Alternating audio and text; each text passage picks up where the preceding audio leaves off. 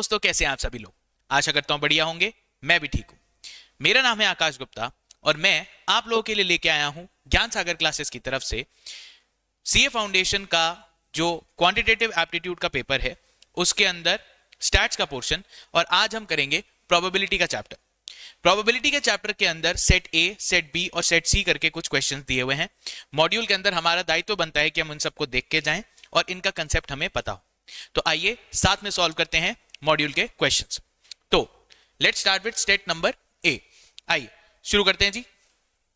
चलिए, सबसे पहला क्वेश्चन है, initially probability was a branch of. Initially probability किसका ब्रांच हुआ करती थी? तो इसका आंसर है मैथमेटिक्स। फिजिक्स, स्टैटिस्टिक्स, इकोनॉमिक्स के अंदर ये यूज होती है, बट ये इनिशियली जो थी मैथमेटिक्स का पार्ट थी।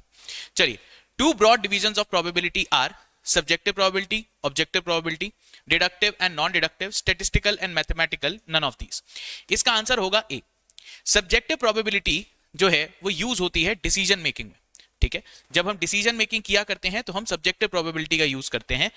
ऑब्जेक्टिव प्रोबेबिलिटी वो है जो आप यहां पे पूरे इस चैप्टर में आप लोगों ने पढ़ा। दो ही तरीके की प्रोबेबिलिटी होती है, पर सब्जेक्टिव प्रोबेबिलिटी वो होती है जो डिसीजन मेकिंग में काम आती है। करेक्ट। चलिए नीचे तीसरा question, subjective probability may be used in mathematics, statistics, management and accountancy. ध्यान से देखेंगे, मैथमेटिक्स, स्टैटिस्टिक्स और अकाउंटेंसी, इसके अंदर कैलकुलेशन सही होने के ऊपर हमारा जोर ज्यादा रहता है। मैंने जैसे आपको पिछले क्वेश्चन में बताया, सब्जेक्टिव प्रोबेबिलिटी यूज होती है in the use of decision making. तो डिसीजन मेकिंग आप इन सभी में से करते हैं अकेले मैनेजमेंट के अंदर। तो इसका आंसर होगा सही। क्वेश्चन नंबर 3 का आंसर होगा ऑप्शन नंबर सी। चौथा, an experiment is known to be random. An experiment is known to be random if the results of the experiment are can not be predicted, can't be predicted, can be split into further experiments या can be selected at random। D जो होता है ये इसकी जो definition है उसको correct करता है। चलिए आगे बढ़ते हैं। Question number 5। क्वेश्चन है, an event that can be split into further events is known as complex, mixed, simple या कॉम्पोजिट। इसका आंसर जी होगा कॉम्पोजिट। जब भी एक इवेंट को फर्दर 2 पॉइंट्स के अंदर आप स्प्लिट कर सकते हैं तब हम इस इवेंट को कहते हैं कॉम्पोजिट इवेंट। आइए क्वेश्चन नंबर 6 करते हैं। Which of the following pairs of events are mutually exclusive. Mutually exclusive कौन से इवेंट्स होते हैं जी आपके? ऐसे इवेंट्स जिनका आपस में कोई इंटरसेक्शन नहीं बनता। ठीक है, जिसमें आपस में कोई इंटरसेक्शन नहीं बनता मतलब एक इवेंट हो रहा होगा तो जरूरी नहीं है कि दूसरा वाला इवेंट भी सामने इनके क्या होना चाहिए, इंटरसेक्शन होना चाहिए, इन दोनों के बीच में कुछ कॉमन निकल जाए। ठीक है, आइए क्वेश्चन से समझते हैं। ऑप्शन ए पूछ रहा है, the student reads in a school और बी ही स्टडीज फिलॉसफी। भाई अगर एक लड़का कोई स्कूल में पढ़ रहा हो और फिलॉसफी पढ़ रहा हो, इसके बारे में कॉमन सोचने की कोशिश कीजिए। आई होप सो कॉमन तो निकल ही आएगा। भाई कोई बच्चा पढ़ रहा है और वो स्कूल के अंदर है तो इसके अंदर कॉमन निकलने के चांसेस हैं। तो ये म्यूचुअली एक्सक्लूसिव तो नहीं हो सकते दोनों ही events. Raju was born in India and he is a fine engineer. भाई इंडिया के अंदर कई सारे लोग जो हैं पैदा हुए हैं और वो अच्छे इंजीनियर भी हैं, तो इनके भी आप कॉमन जो है इवेंट्स निकाल सकते हैं। Ruma is 16 years old and she is a good singer. भाई ये क्या बात हुई? कोई 16 साल की लड़की कोई अच्छी सिंगर नहीं हो सकती क्या? कई सारी होंगी, हैं, रूमा भी उसमें से एक हो सकती है, कोई बड़ी बात नहीं। आइए fourth point, Peter is under 15 years of age and Peter is a voter of Kolkata. Now voter of Kolkata होने के लिए उसको कितनी उम्र चाहिए होगी? 18 years और मोर। बट यहां पे ये है ही कितने का? 15 साल का। 15 साल का अगर है तो ये जो वोटर है वोटर नहीं हो सकता। या तो ये 15 साल का हो सकता है या फिर ये वोटर हो सकता है कोलकाता का, बिकॉज इंडियन कॉन्स्टिट्यूशन के हिसाब से हमें कम से कम 18 साल की उम्र तो होनी ही चाहिए। तो इसलिए म्यूचुअली एक्सक्लूसिव ऐसा कोई इवेंट नहीं बनेगा जिसमें ये दोनों एक कॉमन इवेंट को अचीव कर पाए। क्लियर? इसलिए इसका आंसर क्या होगा? D. 7th, P A is equal to P B, यानी probability of A is equal to probability of B. तो इससे इन लोगों ने कुछ कंक्लूजन निकाले, आइए समझते हैं। A and B are the same events. Same events, probability किसी की ए की किसी और दूसरे इवेंट के साथ बराबर है, इससे यह मतलब थोड़ी निकल जाता है कि ए और बी सेम ही इवेंट्स है। ऐसा नहीं होता। A and B must be same events, ये सेम बात को और कंफर्म कर रहा है। A and may be different events. इसका सबसे बढ़िया एग्जांपल है आपका कॉइन टॉस, भाई एक हेड आता है, एक कॉइन टॉस करने पे आपके पास एक हेड आता है, एक टेल आता है, इसकी भी प्रोबेबिलिटी क्या 1/2, इसकी प्रोबेबिलिटी क्या 1/2, दोनों आपस में क्या है इक्वल। पर क्या ये एक दूसरे के इवेंट्स बिल्कुल सेम है? नहीं, डिफरेंट हो सकते हैं पर उनकी प्रोबेबिलिटी सेम है। तो ये आपका आंसर इसलिए ये होगा कि A and B may be different events. ठीक है, चलिए, if A intersection B is equal to 0 then the two events are A and B are, A और बी के बीच में इंटरसेक्शन 0 है, कोई इवेंट ए और बी दोनों के बीच में ही नहीं फॉल करता। अगर ऐसा कुछ होता है तो उन्हें बोला जाता है mutually exclusive events.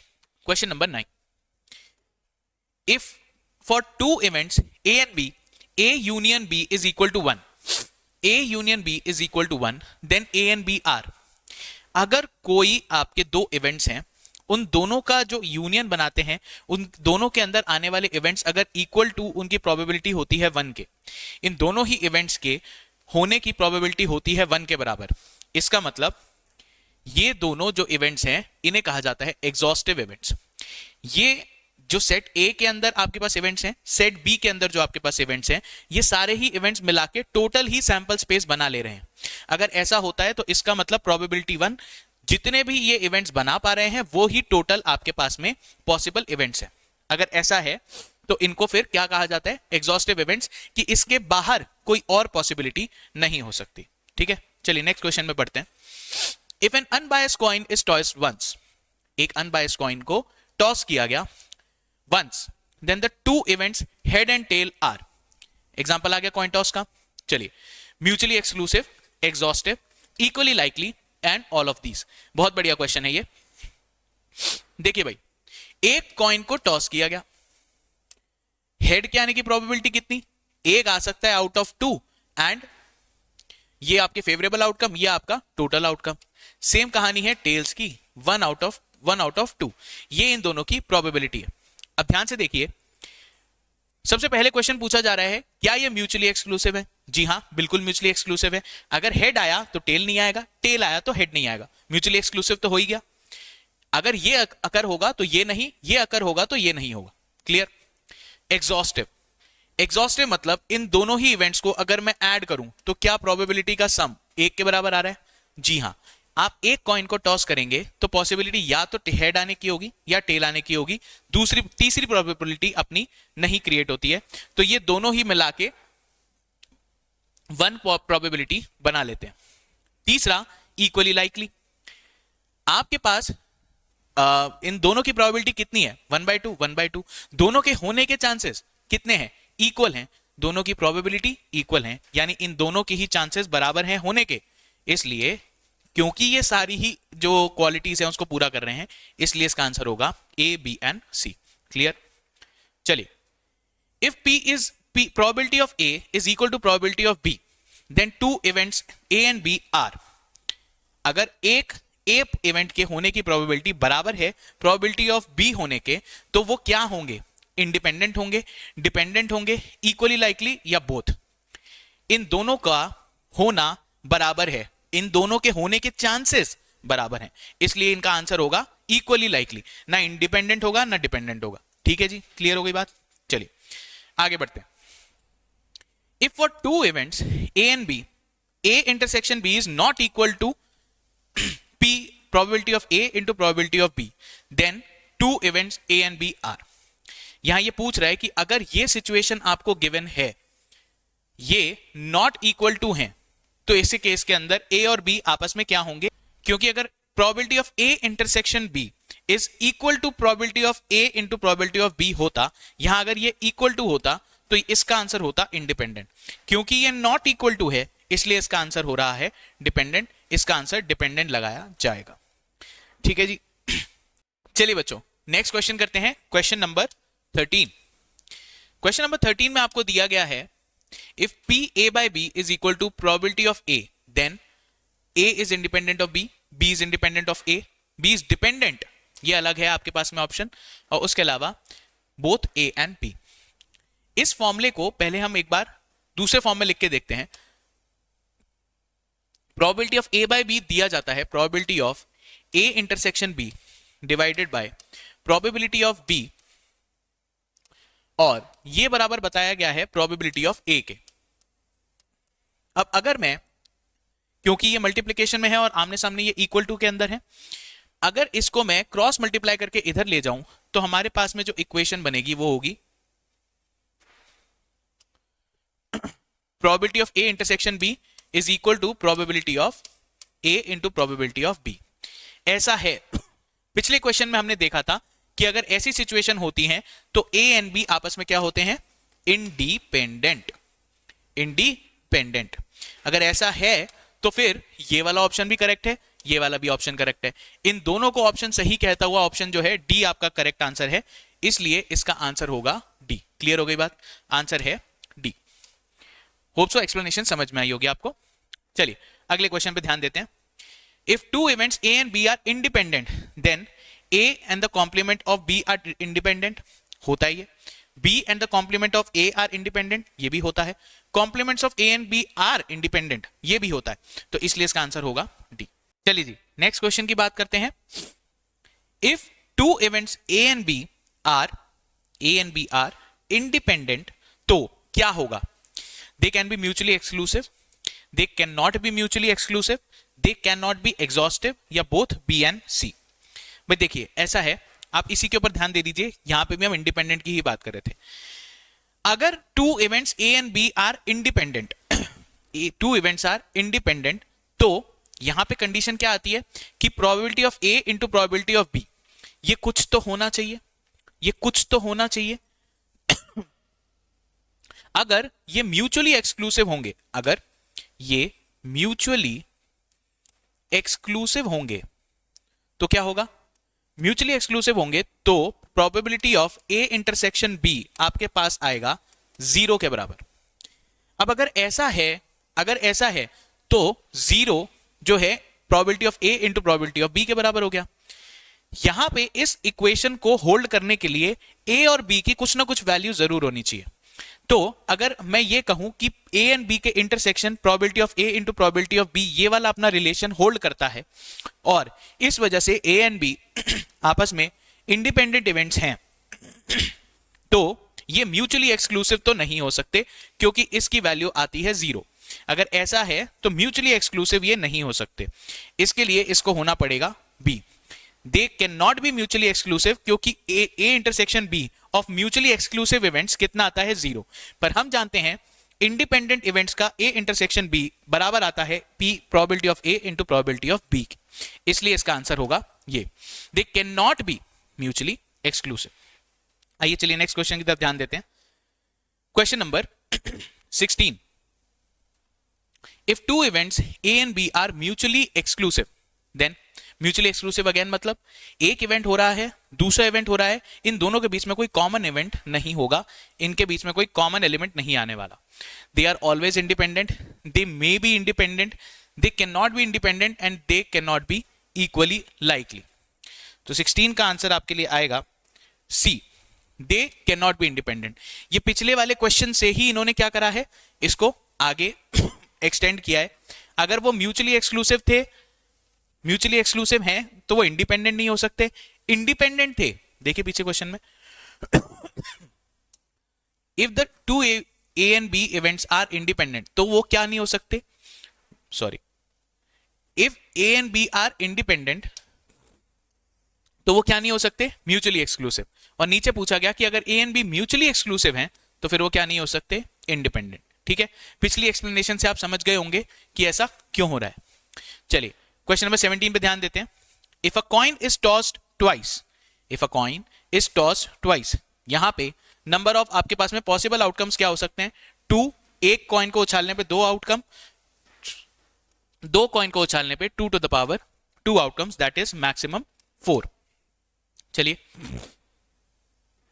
Then the events of occurrence of 1 head, 2 head and occurrence of no head are. आपको एक बार इसमें सैंपल स्पेस बना लेना चाहिए। अगर 2 हेड्स, 2 कॉइंस अगर 2 कॉइंस आपके सामने टॉस किए जा रहे हैं तो उनमें नंबर ऑफ इवेंट्स हो सकते हैं head head, head tail, tail head और टेल, टेल। ये आपके पास में पॉसिबल आउटकम्स हो सकते हैं। अभी आपसे पूछ रहा है अकरेंस ऑफ वन हेड, ये कौन से इवेंट्स होंगे जी? ये वाले अकरेंस ऑफ वन हेड, एक इसमें आया एक इसमें आया। अकरेंस ऑफ टू हेड्स ये, and occurrence of no head, ये केस हो गया ये वाला। इन दोनों की प्रोबेबिलिटी हो गई 2/4, दो हैं आउट ऑफ 4, तो ये इसकी प्रोबेबिलिटी हो गई 2/4, इसकी प्रोबेबिलिटी हो गई 1/4 एंड इसकी प्रोबेबिलिटी हो गई 1/4। One likely outcome out of 4 total outcomes, इसलिए इसकी प्रोबेबिलिटी हो गई 1/4 1/4 एंड इनकी हो गई 2/4। ऐसे दो केसेस होते हैं तो 2/4। ये पूछ रहा है इन सब के इवेंट्स की क्या सिचुएशन होगी? ये लाइकली नहीं है इक्वली, ये लाइकली तो है 1/4 1/4 है, बट ये वाला 2/4 हो रहा है। इन सब की जो प्रोबेबिलिटी है आपस में इक्वल नहीं है, यहां 2/4 है, यहां 1/4 1/4। अगर किसी वजह से ये भी 1/4 आ जाता तो शायद इक्वली लाइकली पे हम टिक लगा लेते, बट अभी हाल फिलहाल सिचुएशन जो आपके सामने है ये दिखा रहा है कि ये नॉट लाइक इक्वली लाइकली होगा। 18वां question, the probability of an event can assume any value between, किसी इवेंट की प्रोबेबिलिटी किस किस के बीच में वैल्यूज आ सकती है 0 एंड 1। कोई इवेंट या तो बिल्कुल नहीं हो सकता तो उसकी प्रोबेबिलिटी क्या होगी? 0। कोई इवेंट होगा ही होगा, ऐसी प्रोबेबिलिटी दी जाती है बाय 1, इसे बोला जाता है इम्पॉसिबल इवेंट, और इसे बोला जाता है श्योर इवेंट। और ये दोनों ही जो आपके पास नंबर्स हैं ये दोनों ही प्रोबेबिलिटी बन सकते हैं अपने आप में, इसलिए इसका आंसर होगा बी। 18 का आंसर होगा बी। चलिए जी नेक्स्ट क्वेश्चन की तरफ बढ़ते हैं। दिया गया है if probability of A is equal to 0 then event A. अगर किसी इवेंट की आपको कहा जाए कि प्रोबेबिलिटी है 0 तो वो होगा इम्पॉसिबल इवेंट। ऐसे इवेंट की पॉसिबिलिटी 0 है, इसलिए ये प्रोबेबल नहीं है, ये होगा ही नहीं, इसलिए इसका आंसर होगा will never happen. If probability of A is equal to 1, अगर किसी इवेंट के होने की प्रोबेबिलिटी आपको 1 दी जाए तो ए को क्या बोला जाएगा? Sure event. इस इवेंट को होना ही होना है, इसकी प्रोबेबिलिटी होने की 100% है, इसके चांसेस 100% है होने के। चलिए next question, if P by Q are the odds in favour. क्या बोला गया? Odds in favour. हम इस चैप्टर के अंदर ऑड्स थ्योरम भी पढ़ते हैं, उसके पॉइंट ऑफ व्यू से बात करते हैं। Then the probability of that event is P is to Q are the odds in favour. P जो है दिया जा रहा है सक्सेस को लेके, सक्सेस के चांसेस क्या हैं? P। फेलियर के चांसेस दिए जाते हैं, फेलियर के चांसेस दिए जाते हैं बाय Q। आपसे पूछा जा रहा है probability of the event, probability of event happening.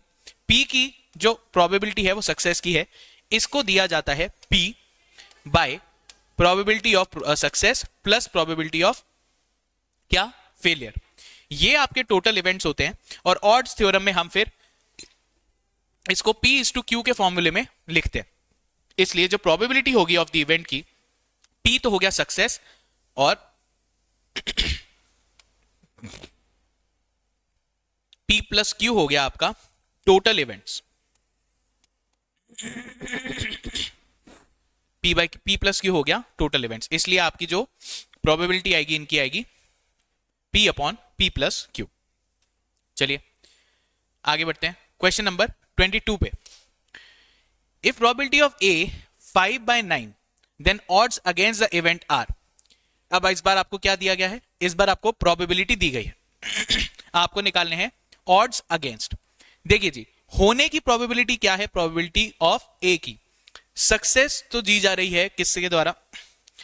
Success दी जा रही है आपको 5 टाइम्स आउट ऑफ 9, तो success of happening an event is 5। Total events कितने हैं?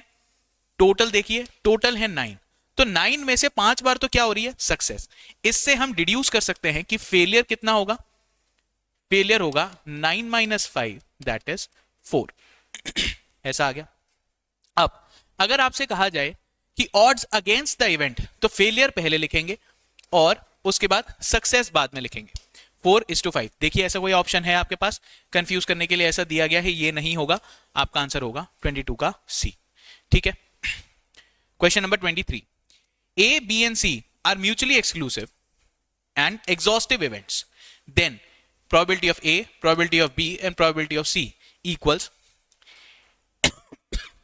A, B और C एक तो म्यूचुअली एक्सक्लूसिव है, यानी A होगा तो B और C नहीं होंगे, B होगा तो C और A नहीं होंगे, C होगा तो B और A नहीं होंगे। पहली बात तो ये। दूसरा, एग्जॉस्टिव भी है। इसका मतलब A अगर होगा, B अगर होगा और C अगर होगा, इन सब की प्रोबेबिलिटीज को जोड़ दूं तो ये 1 के बराबर होती है। टोटल इनका जो प्रोबेबिलिटी होगी वो 1 के बराबर होगी, इसलिए इसका आंसर होगा 1। एक तो इनके बीच में कोई कॉमन लिंक नहीं है जो माइनस करना पड़े अपने को। दूसरा, ये सारे होते हैं तो एग्जॉस्टिव इवेंट्स बनाते हैं। इन तीनों के होने के बाद एग्जॉस्टिवली सारी प्रोबेबिलिटी कवर हो जाती है, इसलिए इनके होने के चांसेस आखिरी में होंगे 100% या प्रोबेबिलिटी इज इक्वल टू 1। तो इसलिए इसका आंसर होगा ऐसा। Question number 24, if A denotes that the student reads in a school and B denotes that he plays cricket, then भाई बताया जा रहा है, A द्वारा ये बताया जा रहा है कि एक लड़का स्कूल में पढ़ता है, B द्वारा बताया जा रहा है कि वो क्रिकेट खेलता है। अब मुझे एक बात बताओ, A और B के बीच में आपस में कोई संबंध आपको महसूस हो रहा है? महसूस हो रहा होगा, पर जिस तरह से इंफॉर्मेशन दी गई है इन दोनों के बीच में कोई सेट नहीं है। ध्यान से सोचिए, B denotes that he plays cricket, हो सकता है 25-30 साल का लड़का हो, क्रिकेट खेलता है, ठीक है, पर ये स्कूल में होना इसका जरूरी है क्या? नहीं। हो सकता है ये बहुत पढ़ाकू स्कूल में हो, A का स्कूल में होना ठीक है, तो ये इसको क्रिकेट ना खेलने देते हो। इंडिविजुअली आप ये डिड्यूस नहीं कर सकते कि ये A और B आपस में कुछ इंटरसेक्शन रखते हैं, इसलिए इनके बीच में इंटरसेक्शन 0 है। इस पॉइंट का आंसर होगा क्वेश्चन नंबर 24 का C। चलिए जी नेक्स्ट क्वेश्चन करते हैं, question number 25। P, B by A is defined only when A is a sure event, B is a sure, A is not an impossible event, B is an impossible event। ये आपको फॉर्मूले से लिखना पड़ेगा। P, B by A दिया जाएगा, P A intersection B divide by probability of A, ऐसे करके इसे दिया जाएगा। अगर ऐसा है, ये कुछ बने, ये डिफाइंड तभी होगा, ये डिफाइंड तभी होगा जब आपका जो डिनोमिनेटर में जो नंबर आ रहा है ये 0 ना हो, ये 0 ना हो। इस नंबर का मायना बनाने के लिए इसको जरूरी है कि प्रोबेबिलिटी ऑफ ए जो है अपने आप में 0 नहीं होना चाहिए। प्रोबेबिलिटी ऑफ ए 0 नहीं होना चाहिए। 0 होने का मतलब क्या हुआ? Impossible event. अगर प्रोबेबिलिटी ऑफ ए 0 हो गई तो वो इम्पॉसिबल इवेंट हो जाएगा। हम चाहते हैं कि इसको डिफाइन करने के लिए ये 0 के बराबर ना हो, इसका मतलब प्रोबेबिलिटी ऑफ ए भी इम्पॉसिबल नहीं होना चाहिए। तो आपके पास में जो ऑप्शन है C, A is not an impossible event, ये इसकी प्री रिक्विजिट बन जाएगी इस रिलेशन को डिफाइंड रखने के लिए। अगर इस रिलेशन को डिफाइंड रखना है तो आपको प्रोबेबिलिटी ऑफ ए को एक इम्पॉसिबल इवेंट नहीं बनाना होगा, इसलिए आपको पॉइंट सी टिक करना होगा। ठीक है, समझ में आया? चलिए जी क्वेश्चन नंबर 26 करते हैं। Probability of A by B dash is defined only when, इसको भी फॉर्मूले से लिखते हैं, probability of A intersection B dash upon probability of B dash. B dash का मतलब कोई इवेंट बी है उसके ना होने की प्रोबेबिलिटी को बोलते हैं बी डैश, बी कॉम्प्लीमेंट्री या बी डैश। ये बोल रहा है अगेन ये डिफाइन किया जाएगा ओनली व्हेन। ये कब डिफाइन किया जाएगा? अगेन पिछले वाले फॉर्मूले को, पिछले वाले क्वेश्चन के जो लॉजिक है उसको फॉलो करते हुए, ये जो आपका डिनोमिनेटर है ये 0 नहीं होना चाहिए, यानी ये 0 नहीं होना चाहिए, कुछ ना कुछ तो होना चाहिए। इसका मतलब अगर ये 0 नहीं होगा तो यानी ये कुछ ना कुछ तो होगा। इसका रिवर्स, अगर ये कुछ होगा तो ये श्योर इवेंट तो नहीं होगा। अगर इसकी प्रोबेबिलिटी 0 से कुछ ऊपर है, नॉट 0 है, तो ये 1 से नीचे ही आएगी, यानी ये क्या है? श्योर इवेंट तो नहीं हो सकता, श्योर इवेंट नहीं हो सकता। ये थोड़ा सा रिवर्स साइकोलॉजी वाला क्वेश्चन है। आपसे पूछ रहा है ये डिफाइन कब किया जाएगा। हमें इक्वेशन पता है, इक्वेशन के बाद में हमने ये जाना कि ये जीरो नहीं होना चाहिए। अगर इसे डिफाइंड रखना है तो ये जीरो नहीं होना चाहिए।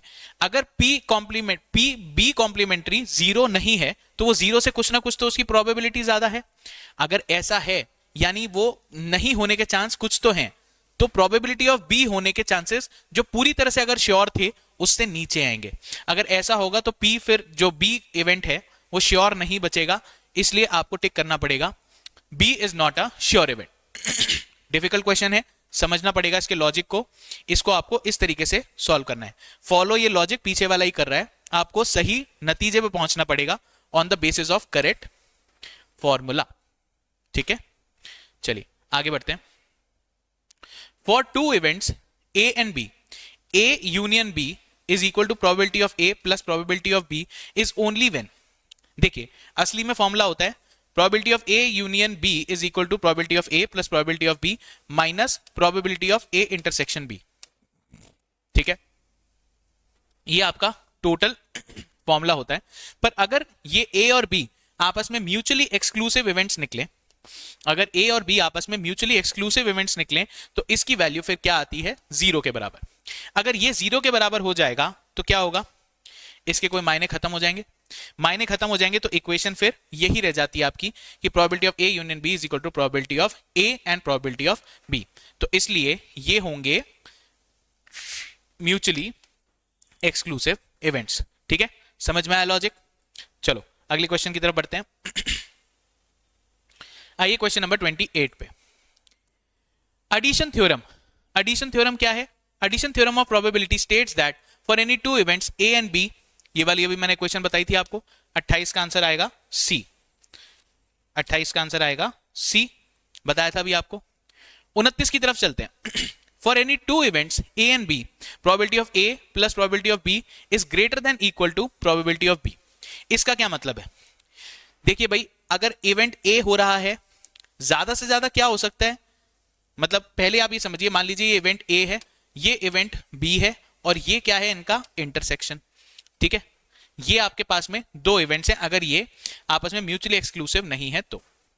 अब probability of A plus probability of B, इसके होने के चांस, इसके होने के चांस कितने हो सकते हैं? इंटरसेक्शन से ये या तो बड़े ही होंगे या तो, भाई ऑब्वियसली ध्यान से देखो, ये कितना एरिया कवर कर रहे हैं, जरा सा, है ना। ए इंटरसेक्शन बी किसको रिप्रेजेंट करता है? इस इंटरसेक्शन को। अब मैं आपसे कह रहा हूं या तो प्रोबेबिलिटी ऑफ ए टोटल और प्रोबेबिलिटी ऑफ बी टोटल इस इंटरसेक्शन से या तो बड़ा होगा या ज्यादा से ज्यादा क्या होगा, इनके इक्वल। ये कब होगा? जब ए इवेंट भी वही इवेंट्स ले और बी भी वही इवेंट्स ले, तो आपका इंटरसेक्शन पूरा ही ये आ जाने वाला है। बट क्या ये ए और बी दोनों की प्रोबेबिलिटी से ज्यादा चला जाएगा? कभी भी नहीं, ये ज्यादा कभी नहीं जा सकता। इसलिए आपका जो ये है case, probability of A and B जो है वो मैक्सिमम इसके बराबर हो सकती है, पर ये जो है इससे ज्यादा नहीं जा सकता किसी भी हालात में। आपको मैंने पिक्टोरिकली करके दिखाया कि इंटरसेक्शन ये है, ये ज्यादा से ज्यादा तब बराबर हो सकता है ए और बी के, जब ए और बी दोनों ही एक ही इवेंट्स एक साथ हो रहे हो और सारा ही इंटरसेक्शन हो। ये इसकी मैक्सिमम वैल्यू हो सकती है। इसलिए आपको ये समझना होगा कि इसका आंसर होगा जो आपको बताया। ठीक है, 29 का आंसर होगा सी। आइए क्वेश्चन नंबर 30 पे। For any two events A and B, A and B के लिए जो टू इवेंट्स हैं तो क्या होगा इसके अंदर? आपका 30th में आंसर होगा ए,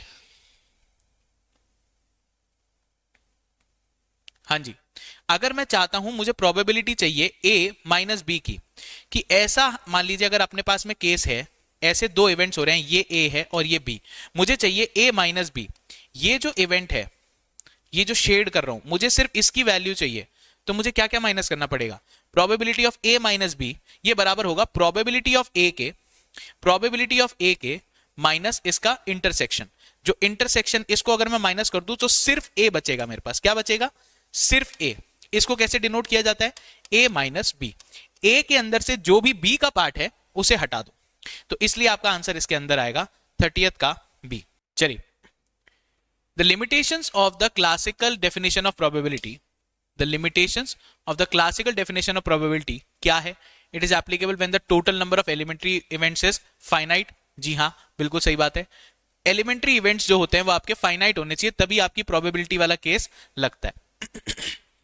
it is applicable if the elementary events are equally likely, ऐसा भी है। It is applicable if the elementary events are mutually independent, ये वाले कोई कंडीशन नहीं होती, इसलिए आपके पास में ऑप्शन आएगा डी, जो कि बोथ ए एंड बी को सही बता रहा है। चलिए, according to statistical definition of probability, statistics की जो डेफिनेशन होती है प्रोबेबिलिटी की, probability of an event A is the, क्या होता है भाई? The limiting value of the ratio of the number of times the event A occurs to the number of times the experiment is repeated. ये बोल रहा है success of happening the event A, event A आपका होगा ये divide bye जितना number of repetitions हो या नंबर ऑफ इवेंट्स हो आपके पास में टोटल, यही तो होता है सक्सेस या favourable outcome divide by total outcome. तो आपके पास में ऑप्शन जो होगा ए होगा, इसका आंसर आएगा 32 का ए। चलिए जी, करते हैं question number 33। The theorem of compound probability state क्या करता है for any of the two events A and B, A intersection B is equal to P probability of A into probability of B by A. हाँ, ये तो करता है। आगे, probability of A union B is equal to probability of A into probability of B oblique A, नहीं ये नहीं होता। ए इंटरसेक्शन बी, ए बराबर ये ए इंटू बी होता है, ये तो किसके बारे में बात होती है? जब इंडिपेंडेंट इवेंट्स के बारे में कह रहे होते हैं हम। Probability of A union B is equal to P B, ये तो देखो रिपीट ही कर दिया इन्होंने, ये गलत हो जाएगा। तो आपके पास में फाइनली आंसर बचेगा 33 का ए। क्लियर? चलिए, if A and B are mutually exclusive, अगर ए एंड बी जो हैं वो म्यूचुअली एक्सक्लूसिव इवेंट्स हैं तो फिर क्या होगा? देखिए भाई, इसका आंसर होगा probability of A is equal to probability of A minus B. ध्यान से देखिए, ये टोटल नंबर ऑफ इवेंट्स हैं आपके, और ए और बी आपस में म्यूचुअली एक्सक्लूसिव हैं, इनके बीच में कोई इंटरसेक्शन नहीं है। ठीक है जी। अब मैं आपसे पूछूं कि प्रोबेबिलिटी ऑफ ए बताइए, प्रोबेबिलिटी ऑफ ए बताइए, और मैं कहूं कि ये बराबर है प्रोबेबिलिटी ऑफ ए के, और इसमें से माइनस कर दो बी, जो बिल्कुल भी इसके अंदर नहीं आ रहा।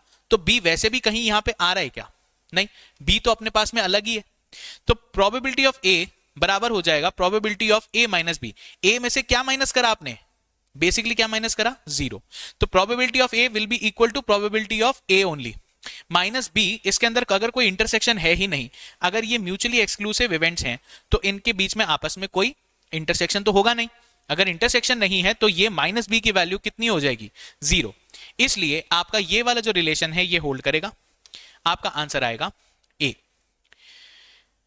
अगला question, if P A minus B is equal to P B minus A, यानी probability of A minus B बराबर है प्रोबेबिलिटी ऑफ बी माइनस ए,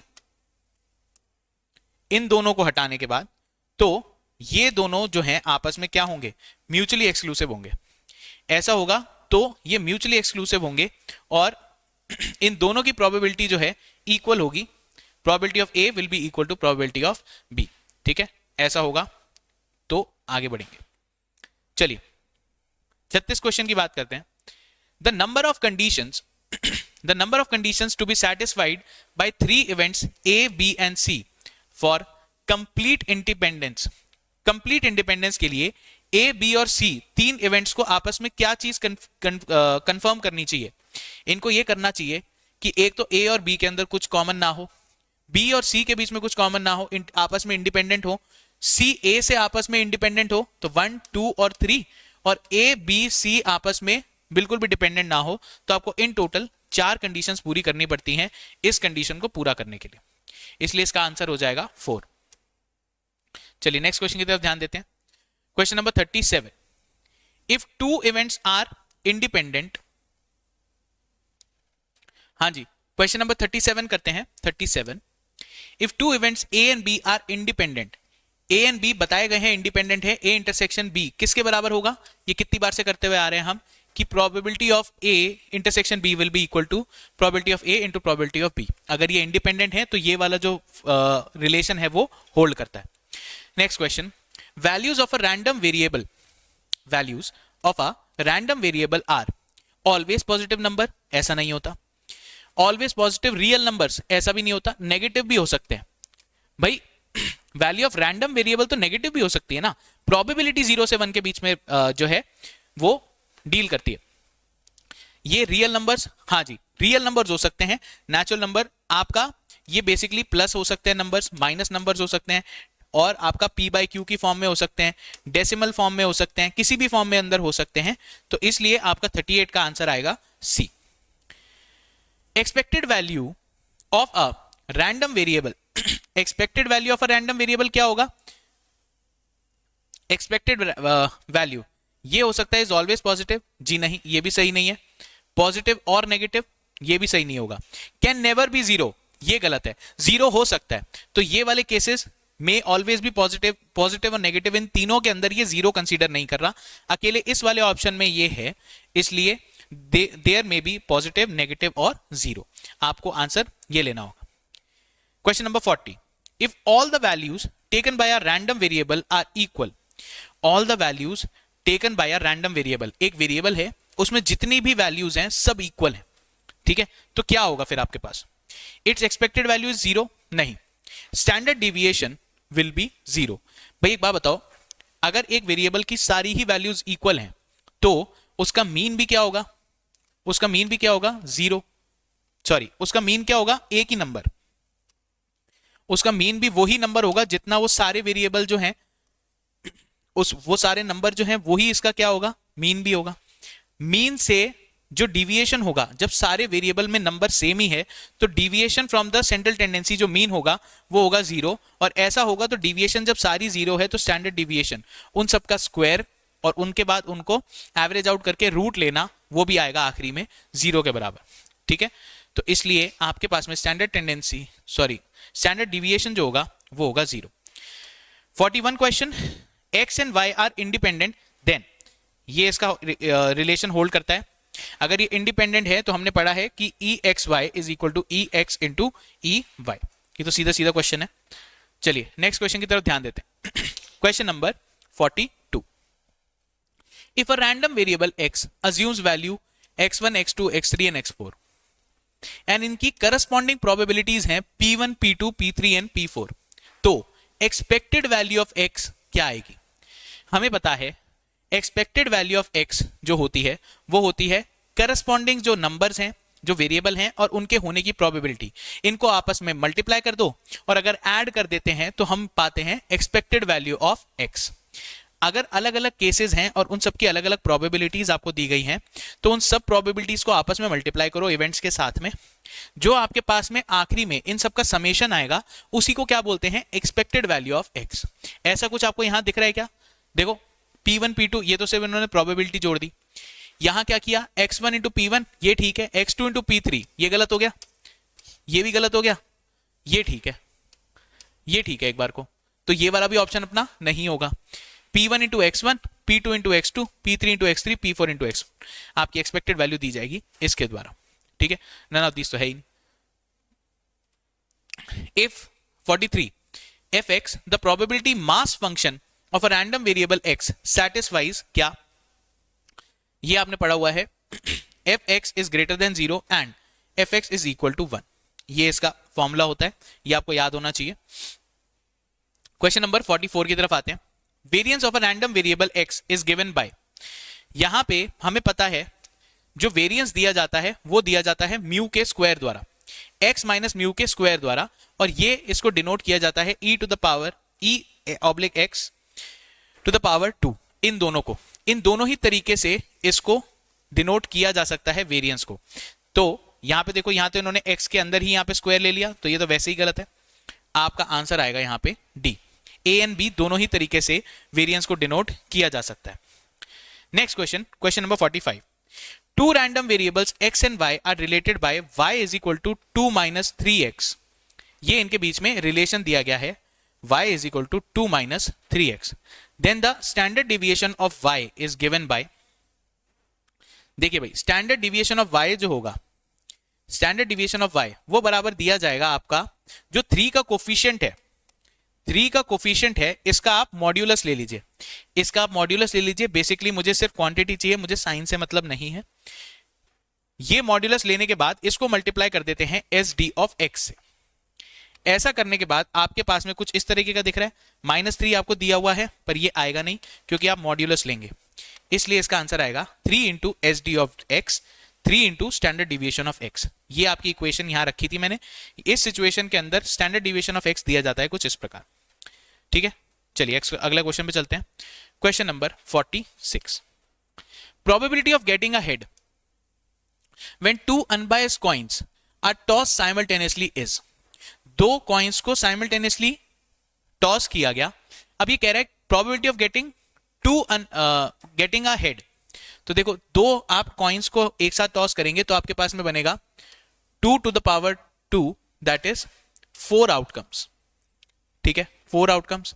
ये क्या क्या हो सकते हैं?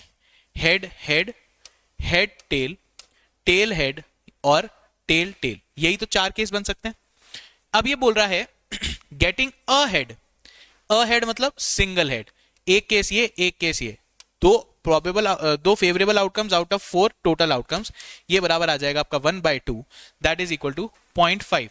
डेसिमल के पॉइंट ऑफ व्यू से आप लिखेंगे तो इसको लिखेंगे 0.5, answer is 0.5। If an unbiased coin is tossed twice, इस बार अगेन अनबायस्ड कॉइन टॉस किया जा रहा है twice, probability of obtaining at least 1 tell.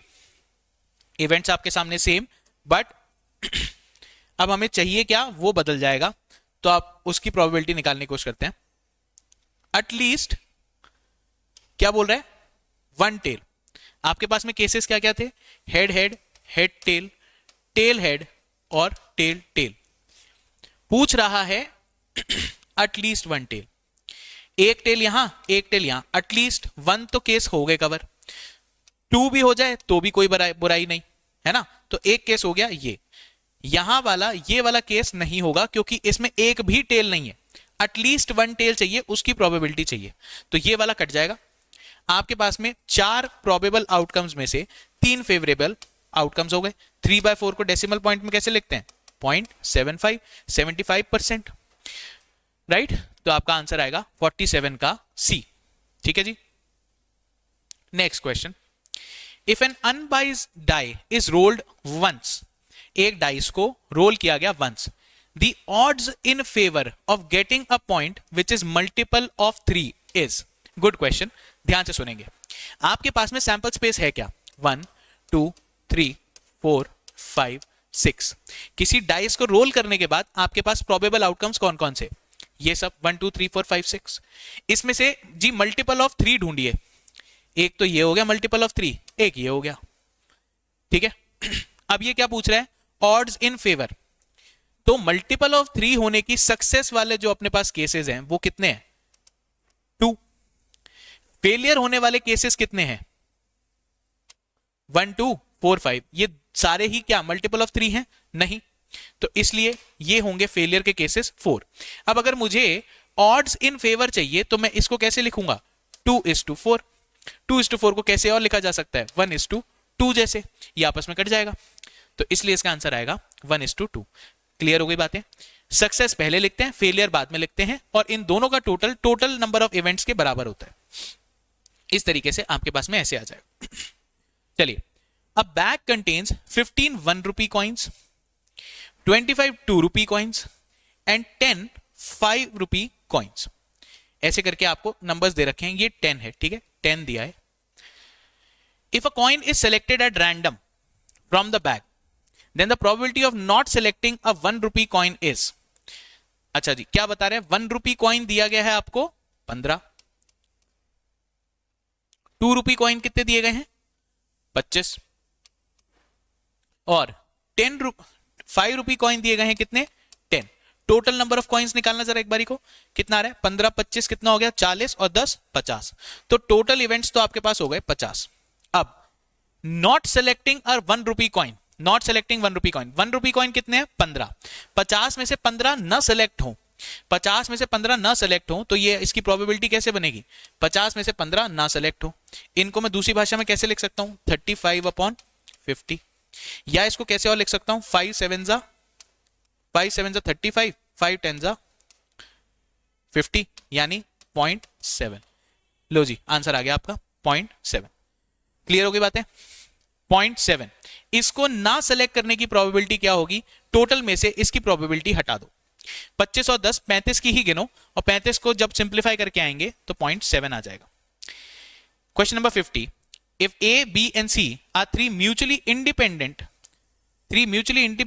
with probabilities 0.3, 0.2 and 0.4 respectively, what is A intersection B intersection C? ऐसा दिया जाता है by the formula 0.3 into 0.2 into 0.4।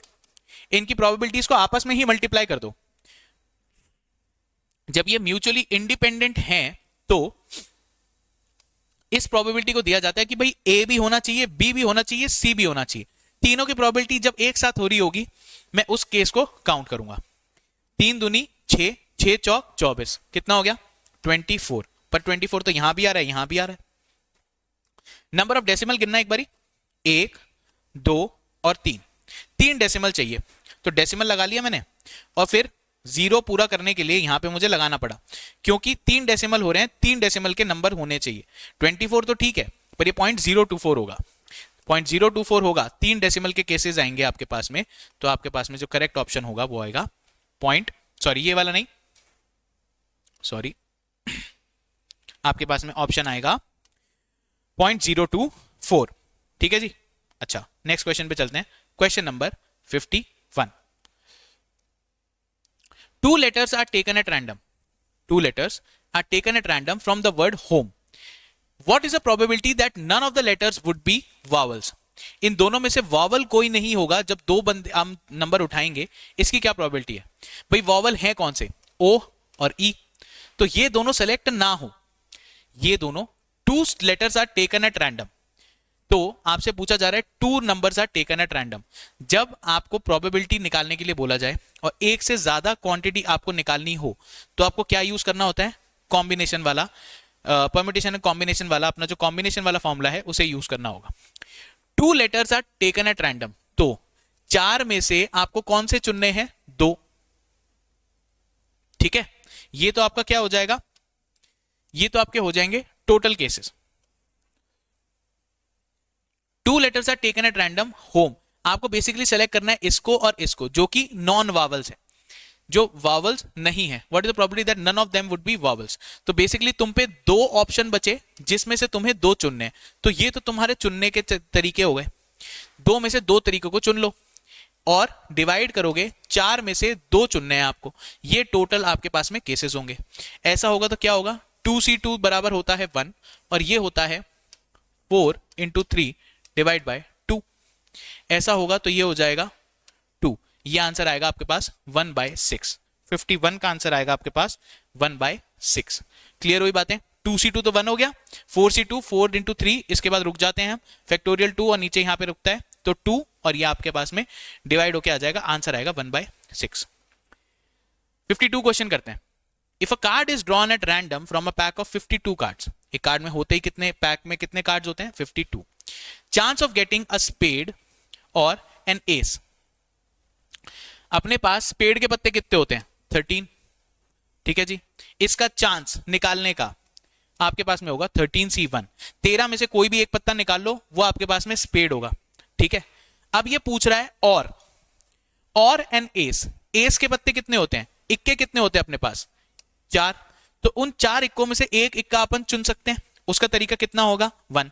बीच में दिया गया है और, आपको या तो इसकी या तो इसकी प्रोबेबिलिटी निकालनी है, तो जब और दिया जाता है तो बीच में लगाया जाता है प्लस। ठीक है, पर एक बात बताओ, एक पत्ता तो इन दोनों के बीच में कॉमन भी आएगा। कौन सा वाला? जो आपका स्पेड भी होगा और इक्का भी होगा। हुकुम का इक्का भी आएगा इसके अंदर, वो इन दोनों के अंदर इंटरसेक्शन हो गया।